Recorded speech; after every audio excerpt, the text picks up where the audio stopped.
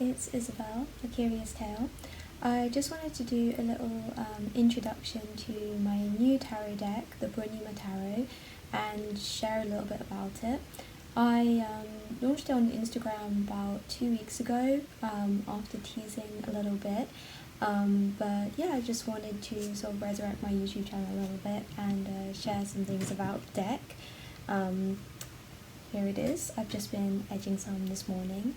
So basically it's a tarot deck printed in Nepal, made by me and my husband Vijay Shrestha. He's an amazing tattoo artist and bassist, and these card backs he made and also was part of the process as well. So the deck is printed in Nepal. It's all photos that I have taken. I think one or two Vijay also took. And basically I wanted to make a tarot deck for a really long time, as you know, playing with tarot as a child, moving into tarot readings, studying professional tarot reading and working as an artist, it's sort of natural that I wanted to create my own deck. And there are so many amazing tarot decks out there. As a massive collector, I know that, and you know, you don't have to reinvent the wheel, you don't have to do something no one's ever done before, but I definitely wanted to make a deck that would add something new to the conversation, that there'd be a reason that you'd want this deck in your collection above it just looks nice, and there's a place for that as well. So my concept behind the deck, I can show you, well, I've been edging this deck, so I'll show you a few of the cards that I've been edging. The concept is to celebrate the city of Kathmandu, a place I lived for over a decade and where my husband's from. And while doing that, you know, you could have made a deck with all traditional imagery and that would have been really beautiful. Maybe I'll do that, maybe someone will do that. There have been sort of decks in that direction. But what I wanted to show was our life experience there, our friends' life experience there, and just our own view of the city, so that would be our own perspective. And one thing I feel like anyone who's been to Kathmandu knows is that it's really a place where you see such a mix of, you know, religious sites, spirituality, everyday life. There isn't a real distinction between these things in terms of space, and often in terms of how people are interacting with those spaces.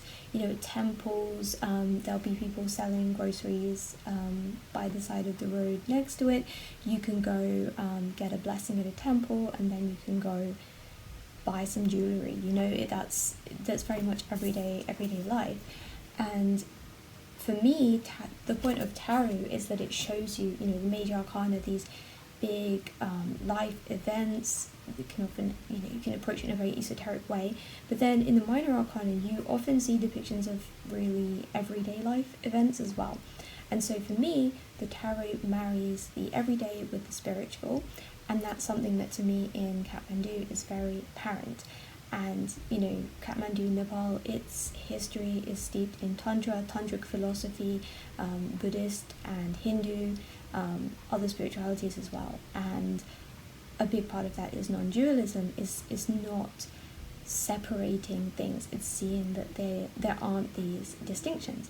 And so that's what I want to show with this tarot deck, that you might see on some of the cards, like, let me find an example, something that looks, you know, very everyday life. Let's see, maybe we'll go for, this is a good example, the Wheel of Fortune.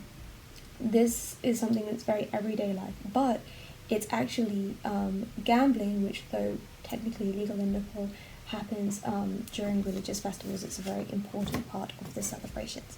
And then you might, that was actually taken at a friend of mine's tattoo studio. And then you have this, which is Goddess Durga, and you know, so that's obviously a much more classic, traditional, spiritual image. But the question is, you know, is there a difference between these two? If so, why? If not, why not? Just to use the deck to explore that aspect of spirituality, of life, and of the city of Kathmandu. And also a note that it's something that we've made to celebrate the city and show our love for it.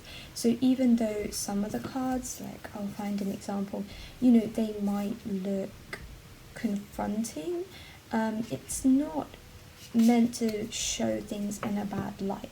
It's meant to, like for example, the tower, this is a house that's been partly demolished as part of road widening activities, which, although cause destruction, are meant to help towards development of the city. So it's interesting. Things that might look negative, they're not intended to be negative or positive. Tarot shouldn't be good or bad. It's images that are meant to make you think about something, bring up ideas from your subconscious, and just start a conversation. So none of the images are meant to cast a bad light on anything. They're all taken with respect, and the idea is that you see these images and use it as a starting point to ask yourself questions about whatever you're asking the tarot about. What else would I like to share at this point? Just it's a celebration of our life experience, and it's also meant to be a way you could learn about Kathmandu, because we for the guidebook it has the description of the card, and then underneath it also has a little bit of information about what this card is. Let's just take the 10 of Lamps, which was what I've named the Suit of Wands. So this is part of a temple at Swayambhu. It's a very large stupa in Kathmandu, and it shows some scaffolding. There's also a monkey. How could I resist? There's a lot of monkeys at that temple. And so in the description I'll explain this is where it is in Swayambhu. Why is there scaffolding? There's still a lot of reconstruction after the 2015 earthquake going on, and then relating to how might that relate to the idea of the 10 of Lamps or Wands. Or here we have the Queen of Lamps, Wands, Fire element, which shows, this is my mother-in-law's hand lighting a butter lamp at Bodha Stupa. And why do people light butter lamps? What does that mean, and then how does that relate to the meaning of the card? And again, when it comes to meanings, anything to do with any culture, there'll always be so many different interpretations. There's never going to be one meaning for something. So again, we're just touching on what the meanings in our life, in our families' lives, our friends' lives, the practical meanings as a jumping off point. There's also going to be more academic approach or more spiritual approach. There's a lot of ways you can approach these, and it's just meant to be a jumping off point. There is never going to be only one meaning for a certain ritual, because everyone who does it has their own personal meaning, and then you've got all different cultures and ethnic groups in Nepal as well who will have their own meanings as well. So it's just meant to be a jumping off point, but it's meant to give you an idea like what's in this image. What is this? This is 10 of Mato, and this is my husband. He's sitting, and this is the offering made at Baitika. It's a festival, sort of siblings festival, which takes place as part of Tihar, which is a very important celebration in Nepal. And the offering, how can I say this succinctly? Basically, one day, Yama, the Lord of Death, he visited a guy. He wanted to take his life, and his sister pleaded to say, please don't take his life. And she managed to trick the god of death basically into not being able to take his life, because she said, while I do this ritual, can you keep him alive for the duration of this ritual? This is a massive simplification, but she used things in the ritual like undying grass that never die, and therefore the ritual never had to end, and so the Lord of Death could never take his life. So the idea is when you do this ritual, you're essentially protecting your brother, sibling from harm during this time.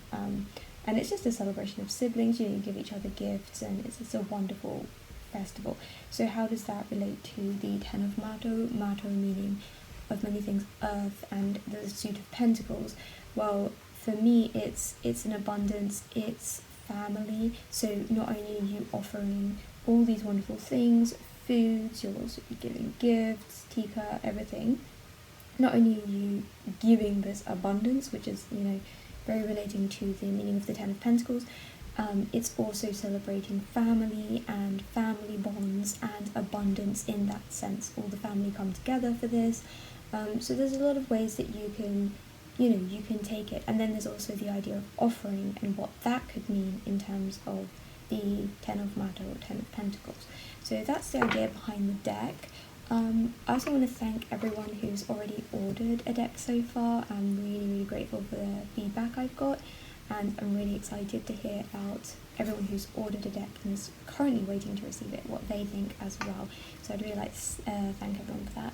And yeah, I'd love to talk more about the deck, share more information about how I made it. Printing it in Nepal was really fun at a family business, and they've never done tarot deck before, so that was a great process. Yeah, I think that's probably enough for today though. So thanks for watching the video, thanks for your interest, and yeah, please get in touch with me on Instagram at Curious Tale if you'd like to know more about the deck, if you'd like to order a copy. Starting to be stocked in a few shops as well, so I'll be sharing information about that on Instagram too. So yeah, thanks, hope you have a great day. Bye.